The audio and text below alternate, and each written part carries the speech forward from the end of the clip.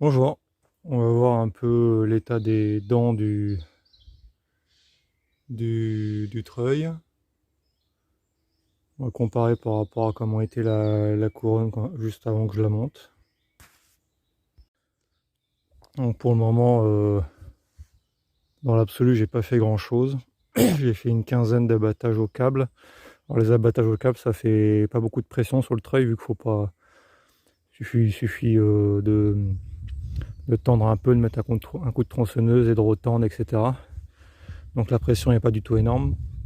Par contre, après, pour le rangement des arbres, là, la pression sur le treuil, on la sent bien passer, quoi. Après, les arbres sont pas gros par rapport à ce que peut faire le tracteur. On va déjà voir un peu, juste voir ce que ça fait sur les dents du treuil avec l'huile choisie. Histoire qu'on se rende compte un peu des arbres, je me déplace.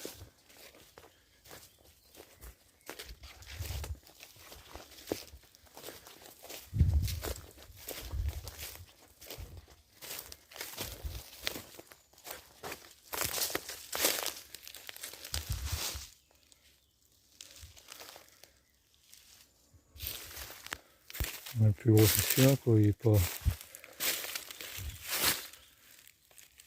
C'est 25.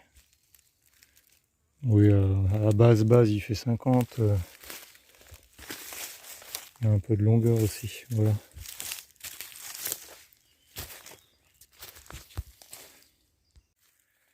Et ces arbres, c'est les chênes pédonculés qui sont à l'entrée de mon terrain, qui prennent les vents dominants et qui sèchent par la cime.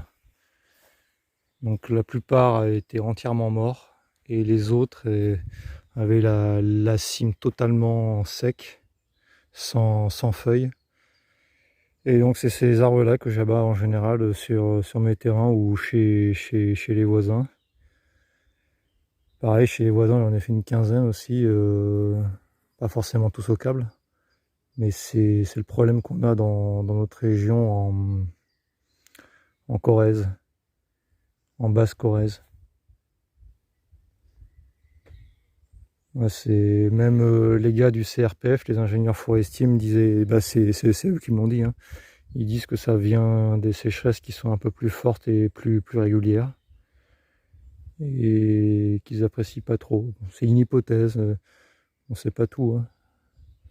Mais du coup, voilà, faut. Moi à côté, j'ai une route, j'ai une ligne téléphonique, les gens qui passent, donc bon, moi, je peux les abattre, alors je le fais, quoi. Mais derrière, je vais essayer de replanter des espèces. J'ai un ami qui s'y connaît bien en tout ce qui est plantes et arbres. Il me conseille des espèces un peu plus résistantes qui conviennent à mon sol qui est sec et rocheux, enfin, entre guillemets en Corrèze, hein, avec peu de profondeur. On partirait plus sur du chêne vert, du noyer, puis un mélange aussi. Il y a une espèce de frêne, une espèce de. Je sais plus quoi. Mais le chêne vert apparemment est beaucoup plus solide. Voilà, pour la partie arbre. Et pour rappel, j'ai pris cette huile-là. Alors, l'API GL5. En général, on a peur de la corrosion de la GL5 sur les métaux jaunes avec les alliages de cuivre, type laiton. Là, il me semble il n'y a que les paliers sur l'arbre du treuil qui sont en laiton. La couronne est en alu et tout le reste, c'est que de l'acier, je crois. Et pour se rassurer sur la GL5 et les métaux jaunes, faut regarder le test ASTM D130 que cette huile a passé avec un très bon résultat.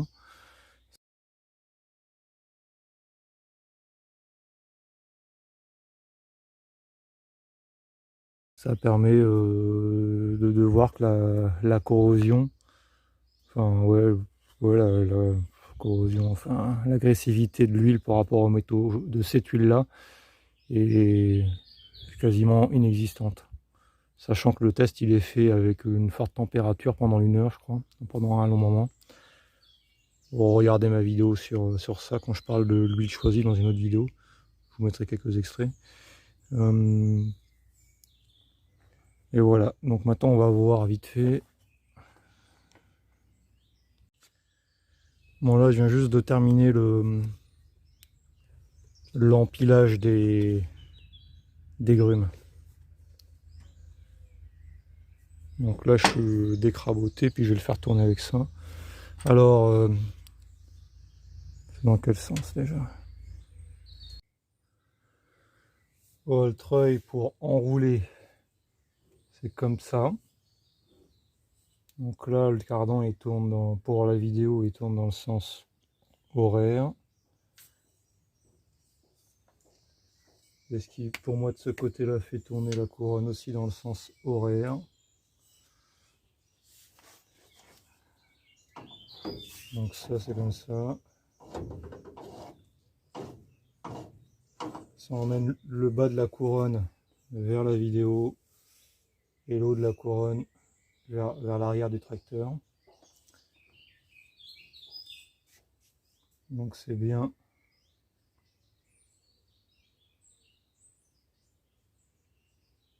Ce côté-là des dents qui est poussé.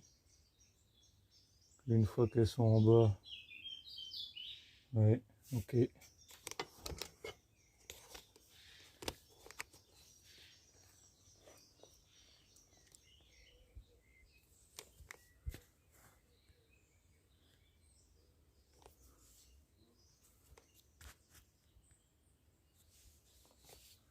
Donc là je vais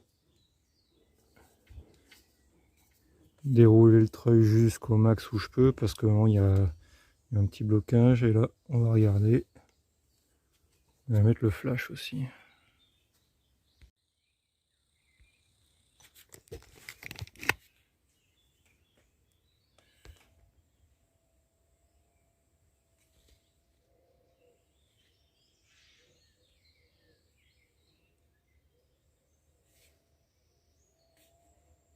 Là je déroule, là j'enroule.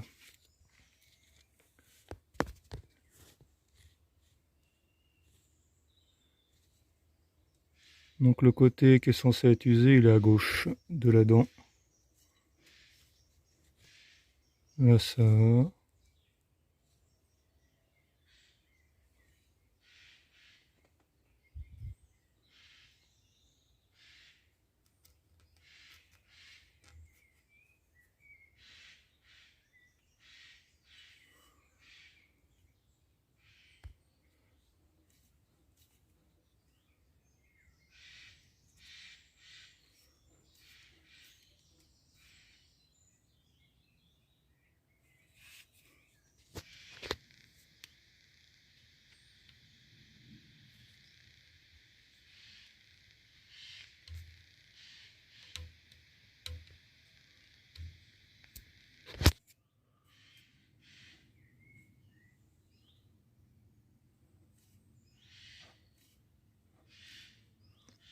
Là on voit une différence entre les deux bords. Et là je suis au max de ce que je peux tourner manuellement. Ça bloque après.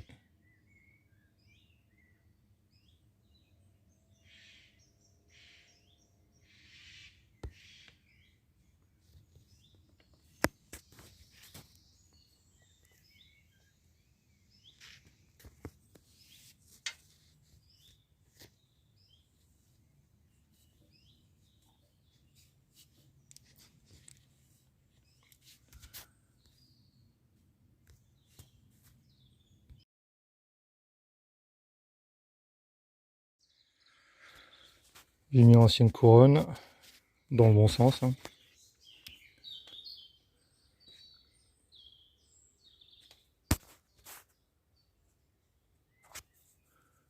Donc là, j'essaie de le faire perpendiculaire aux arêtes.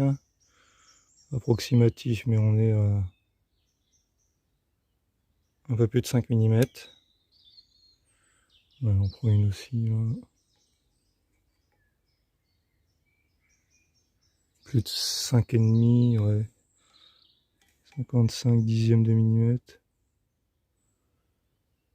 un peu moins de 5. Ouais, on est à 5 mm d'épaisseur des dents. Et là,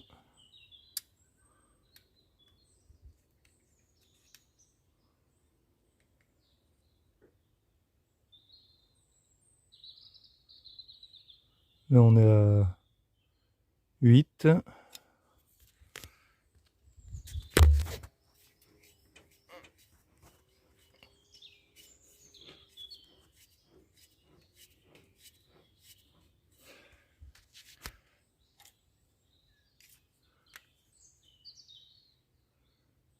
Un peu moins de 8, enfin 8 aussi. Ouais, on a 8 mm sur celle-ci. Donc là, en très usé, on est à 8. Et on voit que ça... On voit que c'est bien que la dent de la vis sans fin à creuser ici, là. Et là. À chaque dent. D'ailleurs, plus d'un côté que de l'autre.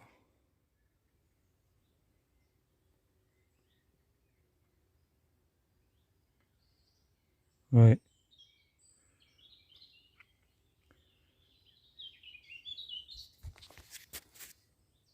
Donc bah, c'est à surveiller. Et vu que je fais pas des gros travaux réguliers, si je vois que ça s'use prématurément avec cette huile, bah j'essaierai une autre huile, genre l'huile de ricin dont on parle sur les forums. Ah, voilà, c'est pas parce qu'il y a des tests qui sont faits en laboratoire qu'il faut forcément écouter aveuglément ces tests-là. L'huile de ricin, les anciens disent que ça marche aussi, donc bah, si celle-là marche pas malgré les tests, bah, j'irai voir du côté de l'huile de ricin. Au revoir.